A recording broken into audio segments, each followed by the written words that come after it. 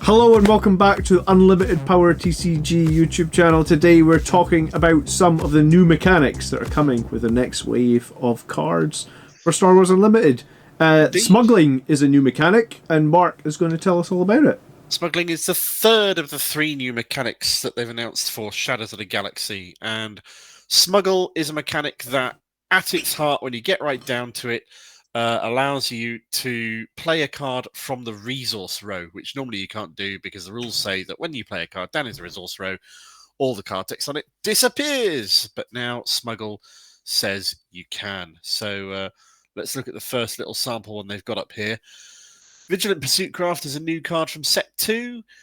You can either play it from your hand as you normally would for the cost of 5 resources using the blue aspect, or you could choose to put it in the resource row and then you could smuggle it in at the cost of 7 resources using the blue aspect. So the bonus is you obviously get to resource something and then play it again later rather than have to have it in your hand or resource something that you can't play from your resource row later. When you do smuggle something in from your resource row, you take it from your resources, you play it as if you played it normally, you then draw the top card from your deck and put it into your resource row to replace the card that you've just smuggled out. So you're never going to be down resources from smuggling something in.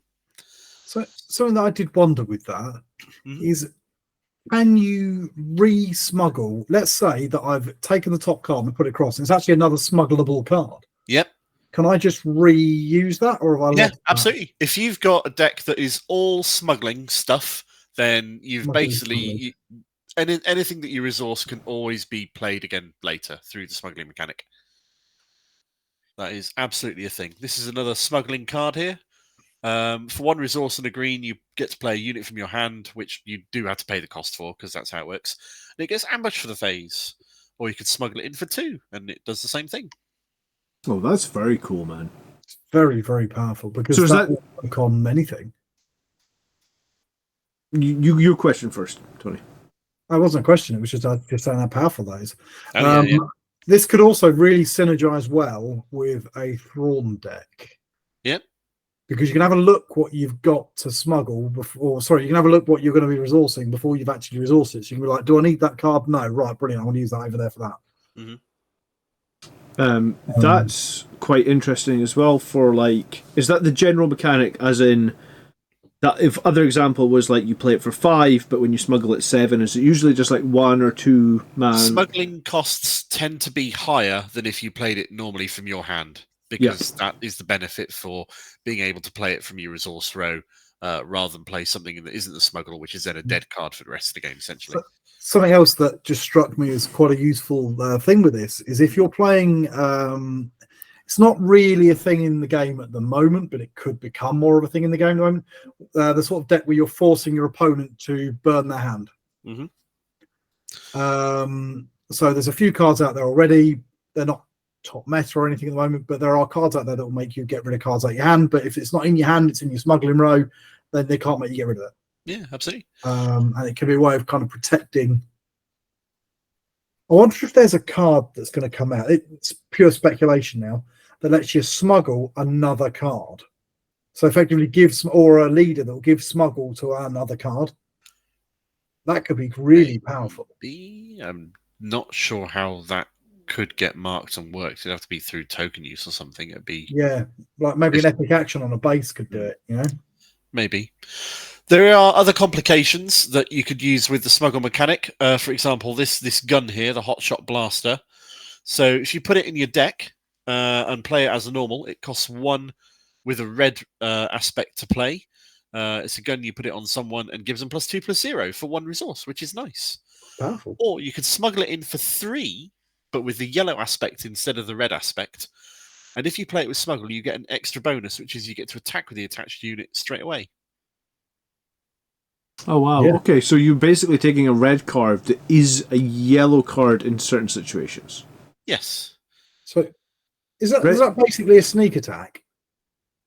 Kind of. Well, it's more like a surprise strike in a way.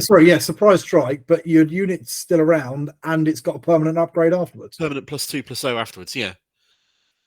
That's not bad for free, is it? Tasty card, yeah, exactly.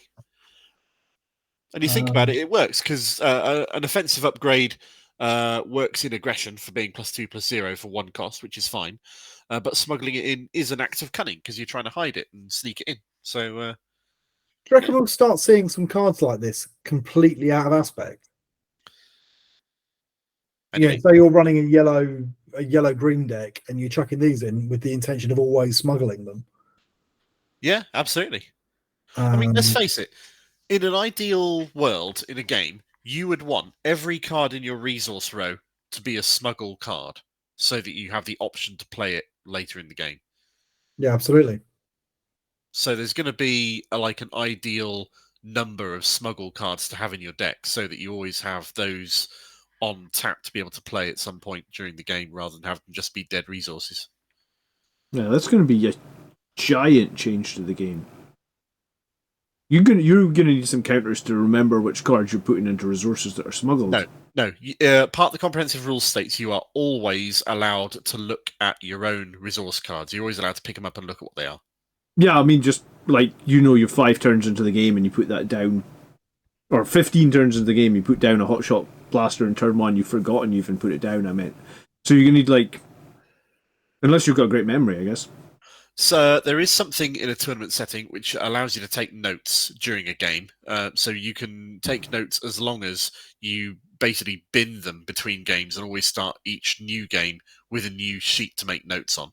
So if you wanted to, you could make notes through the game as to what you'd resourced. Yeah, I mean, you can always look at it just so you don't forget, basically. Yeah, exactly. Just like flip through your resources. Go. Yeah, that seems like an interesting one. I really like that it's a DL44.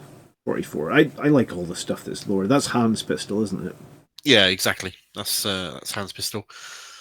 This is one of the other smuggled, spoiled cards that they did, where you get to play it normally for 2, and it's a 2/2, which is fine. But if you smuggle it in for 6 resources, it comes in as a 5/5. That's very versatile, like crazy versatile. You need it early game, cool. You need it late game, cool. Yeah, exactly. I mean, if you're going to run it early game, it's a fairly mediocre 2-drop. Yep. I guess you're paying for the versatility, right? You are, because it's not an outrageously good 6-drop either. No. But that's not to say it's a bad card, because there is a lot of power in that versatility. Yeah, because here's the thing that happens, right? Normally in the game, you get cards where, like, the game I played against Mark earlier, we get 2 cards. You don't actually want to resource, but you need to resource sometimes. So this actually might make some of those decisions easy, right? Okay, cool. This is a smuggle card. I should probably resource it because I can bring it back later. And like you said, it's not going to be great later, but it's an option for later. Yeah. So I like it a lot. You've got one, yeah.